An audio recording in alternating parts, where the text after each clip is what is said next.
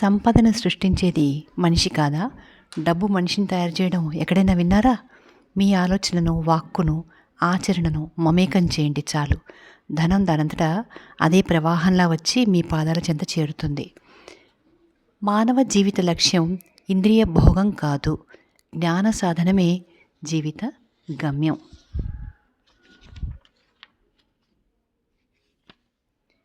మహోన్నత సత్యాలను అల్ప విషయాలతో పోల్చకూడదు.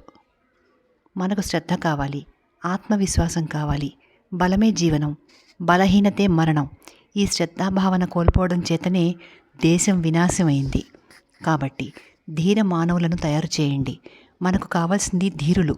శ్రద్ధలుప్తమైనప్పుడు ధీరులు ఎలా తయారవుతారు?